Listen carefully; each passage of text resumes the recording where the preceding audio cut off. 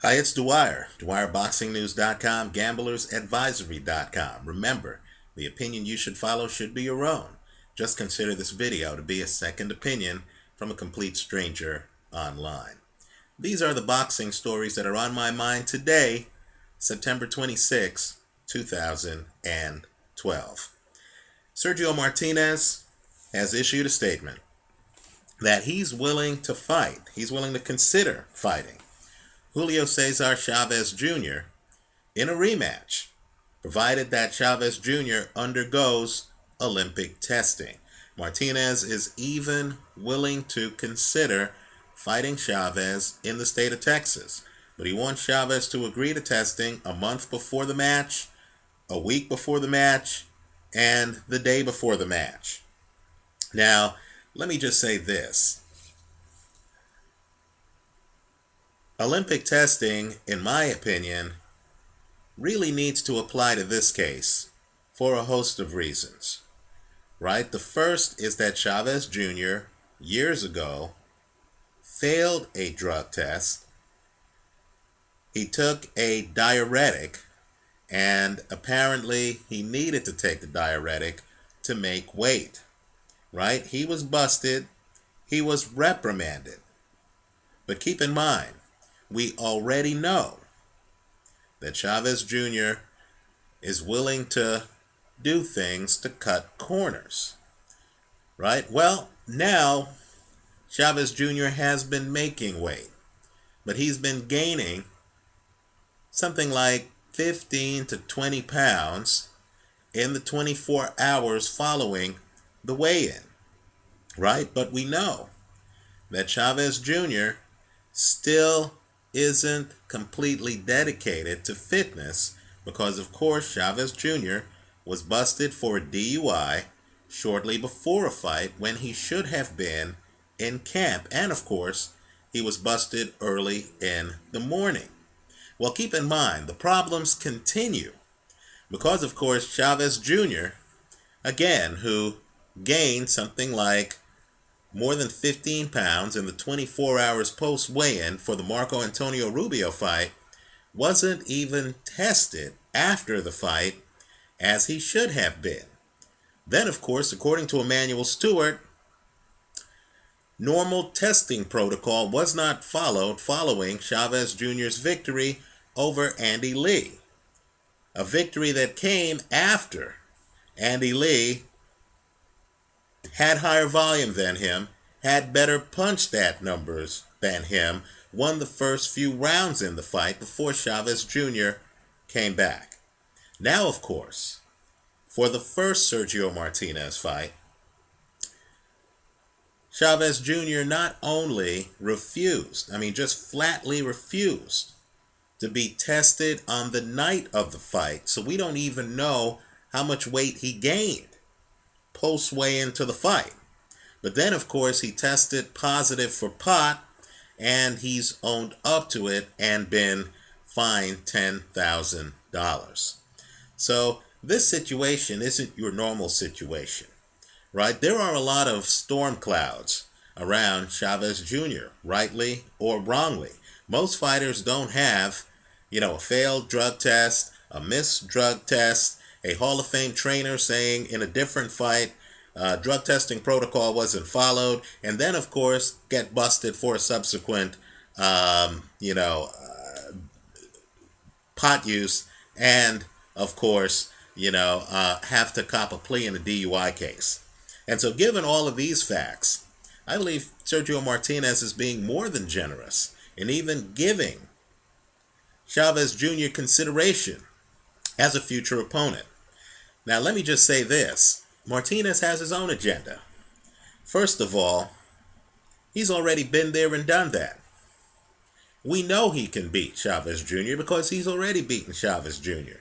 He knows exactly what to expect. And I believe Martinez himself knows that he was showboating in the 12th round when he got clocked upside the head and dropped and hurt, right? Also, we're hearing that Martinez had some injuries on fight night. Martinez might even feel that without those injuries, he probably stopped Chavez Jr.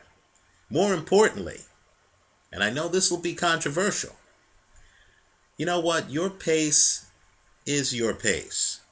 You really can't teach a guy who is low volume and picking his spots, and that's who he is, how to have sustained volume over 12 rounds. Now take a look at the Chavez Jr. Andy Lee CompuBox numbers for the first few rounds of their fight. Also, take a look at the numbers for the first Martinez fight, how few jabs Chavez Jr. threw, because Chavez Jr. can't throw jabs at a southpaw. My point to you is Chavez Jr. has major stylistic problems. He's not going to get sustained volume to chase Sergio Martinez for 12 rounds. There isn't much he can do.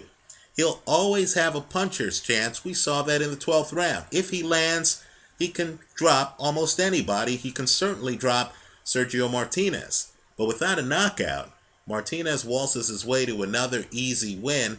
Let's be clear too. When we say easy, understand that no judge in this fight had Chavez Jr. within 4 rounds of Sergio Martinez. This was actually a lopsided clinic put on by Sergio Martinez that only became exciting in the closing part of the last round. If Martinez wants to be real, if he wants to fight the best available, I think hardcore boxing fans know that's not Chavez Jr. I don't care what Chavez Jr.'s record is, right? Sergio Martinez should consider fighting Daniel Geale, who owns a couple of the belts at 160, right? You don't lose credibility by fighting a unification match, especially when Daniel Geale has gone to places like Germany to pick up portions of the title, right? So Daniel Geale, Gennady Golovkin, Dmitry Pirog, let me just point out, Golovkin and Pirog are both unbeaten fighters. Of course, there is former training partner, former sparring partner, Austin Trout, who just happens to be one of the titleists at 154 and who just happens to be fighting Miguel Cotto in Madison Square Garden later this year, right? You could take on the winner of that fight, obviously Miguel Cotto, and at 154, if you want to be the best pound for pound, the obvious pick of opponent is Floyd Mayweather. Let me name another name who is a technician, very hard to beat, Anthony Mundine. I think all of those fights are more desirable from a boxing perspective than having a rematch with Chavez Jr. I understand Chavez Jr. is box office. I understand this is prize fighting. These fighters have to take care of themselves. But let me just say, certainly a fight with Mayweather is major box office. A fight with Miguel Cotto is major box office. Just food for thought. Let's talk about other news. The fight that may not happen, that we've been talking about more than any other fight. Floyd Mayweather against Manny Pacquiao. Well, in the last 2 or 3 days, these two guys have settled Manny's defamation lawsuit. Right? The Mayweathers actually issued a statement saying that they did not mean to imply in any way, shape, or form that they had any information to suggest that Manny Pacquiao at any time has taken any performance-enhancing drugs. Right? Okay, fair enough. Manny Pacquiao has also stated that he's now willing to accept 45%, not 50%, but 45% to fight Floyd Mayweather, and equally as important, he's willing to accept Mayweather's drug testing protocol, right? Random testing, they can show up at any time, blood testing, more than urine testing. Manny Pacquiao is all in. Here's the problem, and it's a huge problem. Floyd Mayweather right now is a multimillionaire. He's not fighting for money. Understand, Floyd Mayweather places bets of hundreds of thousands, if not millions of dollars. Right? This is a guy who is financially secure. Right? Mayweather isn't fighting for money as much as he's fighting for legacy. Right? Now understand, these legacy fights, they're tough.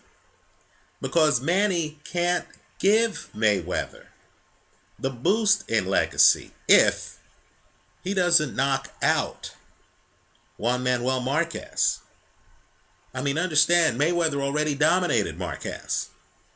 If this fourth Marquez-Pacquiao fight is less than conclusive, if, as has been the pattern, huge groups of boxing writers watching the fight, huge groups of boxing fans watching the fight, commenting on the fight, online, the boxing public, if huge groups of the public after this fight are arguing that Marquez won the fight, right? Whether he's given the official decision or not, if huge groups believe in good faith that Marquez has won the fight, then of course, Manny's going to have such a cloud over him. What exactly could Manny give Floyd in terms of a legacy boost? And let me go one step further. If Manny can't give Floyd the big legacy boost, if we start to view Manny as being on par with the other fighters, Juan Manuel Marquez, Timothy Bradley, right, then Floyd can make more money fighting someone else. Let me just point out, too, that the idea of Manny knocking out Juan Manuel Marquez is a reach of late because, of course, Manny hasn't stopped anyone in the last 3 years. Look it up. Also, the idea that Manny, as an opponent, will bring in so much more box office than anything else, anyone else, well, that's contradicted by the numbers. Because Manny against Timothy Bradley, according to some reports, didn't even hit 800,000 pay-per-view buys. Understand, Cotto Mayweather cleared 1.4 million, right? And so, my point to you is this. If there is anything controversial that takes place in this Pacquiao-Marquez fight, the fans might demand another Marquez-Pacquiao fight. The fans might demand another Timothy Bradley fight. Think about it. Bradley can now follow Pacquiao around and say, hey, I beat you already. What happened to our rematch? Think about that. Bradley literally could mock Manny Pacquiao. And what can Pacquiao do? And keep in mind, the public can always demand, if there's anything sketchy at all in this Pacquiao-Marquez 4, the public can always demand that Floyd Mayweather fight someone else. Now, let's just get real here, right? We're hardcore fight fans here. We're not, casual fans, right? We actually want great fighters to fight in great fights, right? Not necessarily fight the most popular opponent, if Pacquiao is that, but really the opponent who stylistically is going to give the star the hardest fight. My favorite opponent right now for Floyd Mayweather, other than Sergio Martinez, and I would say, quite frankly, that Sergio Martinez, with hardcore boxing fans, has surpassed Manny Pacquiao as an opponent for Floyd Mayweather, right? And Sergio himself has said he's willing to lose weight to fight Mayweather at the weight class at which Mayweather fought Miguel Cotto.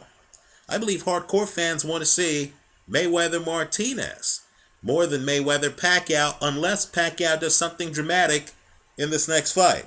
Well, my personal favorite, other than Martinez, is Robert Guerrero.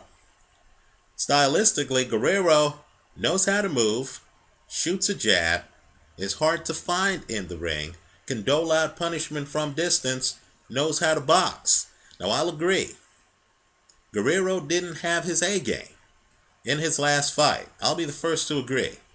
But Guerrero was returning from a long layoff and surgery, right?